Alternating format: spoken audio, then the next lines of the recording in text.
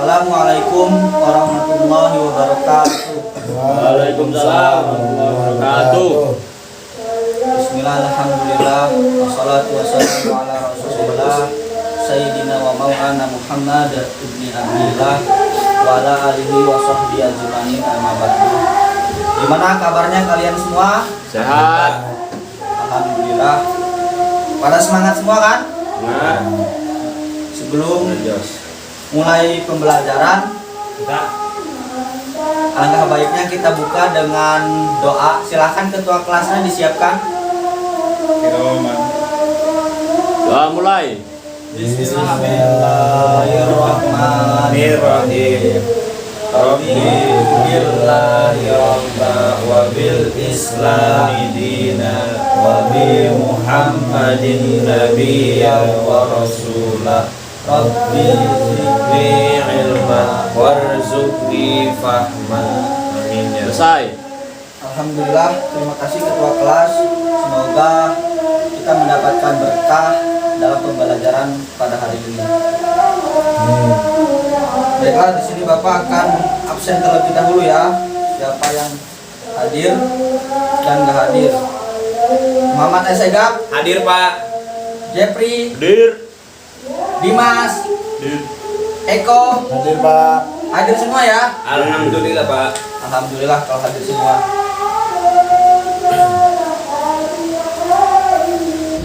Baiklah, hari ini kita akan belajar mengenai materi menjadi hamba Allah yang berakhlak. Sebelumnya sudah tahu belum akhlak itu apa? Belum Pak. Belum. Sopan santun Pak. Sopan santun. Boleh yang lain? Toto kromo Pak.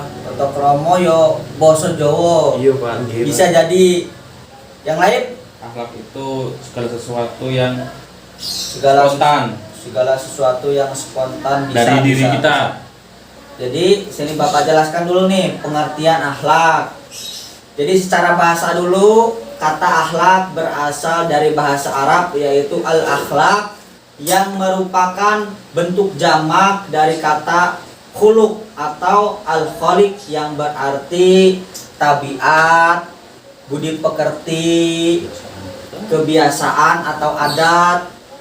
Yang terakhir keperwiraan, kesatriaan atau kejantanan. Itu secara bahasa ya. Sedangkan secara istilah, akhlak adalah suatu keadaan yang melekat pada jiwa manusia yang melahirkan perbuatan-perbuatan yang mudah tanpa melalui proses pemikiran, pertimbangan atau penelitian. Tadi benar dikatakan Dimas, spontan ya? Iya Pak. Ya, spontan.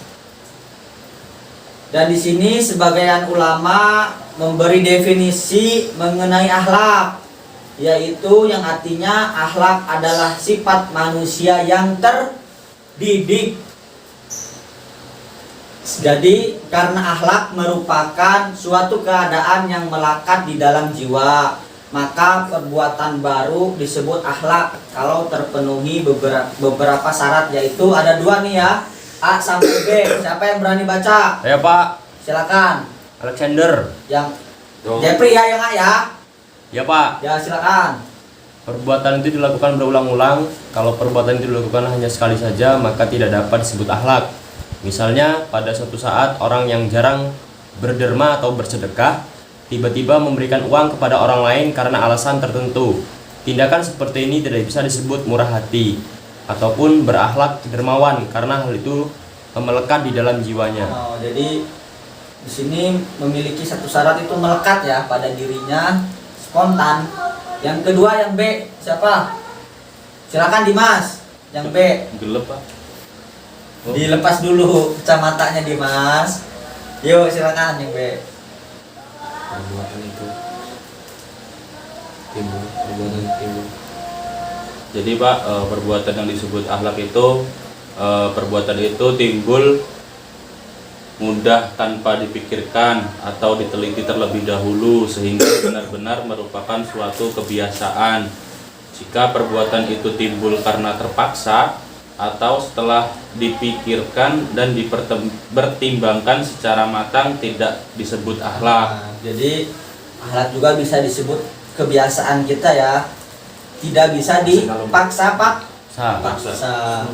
Jadi akhlak menempati posisi yang sangat penting dalam Islam, sehingga setiap aspek dari ajaran agama kita selalu berorientasi pada pembentukan dan pembinaan akhlak yang mulia. Dan yang disebut al-akhlak al-karimah yang tercantum antara lain dalam sabda Rasulullah Shallallahu Alaihi Wasallam yang artinya, sesungguhnya aku diutus hanya untuk menyempurnakan akhlak yang mulia. Hadis riwayat Al-Hakim. Jadi itu ya mengenai akhlak, sudah paham semua? Paham. Selanjutnya di sini Bapak akan menjelaskan tentang macam-macam akhlak. Yang pertama ada akhlak wadiyah. Akhlak Wadiyah. Silakan dibaca Jepri. Akhlak wadiyah itu apa? Akhlak wadiyah adalah norma yang mengajarkan kepada manusia dengan berpedoman kepada Allah, kepada alat pikir dan pengalaman manusia. Manusia dengan menggunakan akhlaknya berpikir dan bertindak ke arah yang baik dan benar dengan menjadikan akal sebagai rujukan dalam perbuatan kehidupan sehari-hari. Dengan demikian, akhlak ini mempunyai satu macam sanksi, yaitu sanksi yang datang dari masyarakat ataupun sesama masyarakat semata-mata. Jadi akhlak ini berhubungan dengan masyarakat ya. Ya, Pak. Yang kedua itu akhlak Islam, yaitu norma keagamaan adalah akhlak yang mengajarkan akhlak kepada manusia dengan mengambil tuntunan yang telah diberikan Allah Subhanahu wa taala dan Rasulullah Shallallahu Alaihi Wasallam dalam Al-Qur'an dan hadis. Jadi adapun ciri-ciri akhlak Islam nih, yang pertama yaitu kebaikannya bersifat mutlak atau al-khairiyah al-mutlaqah, yaitu kebaikan yang terkandung dalam akhlak Islam merupakan kebaikan yang murni, baik untuk individu maupun untuk masyarakat di dalam lingkungan, keadaan, waktu dan tempat apapun. Yang kedua, silakan Asegaf dibaca. Iya Pak.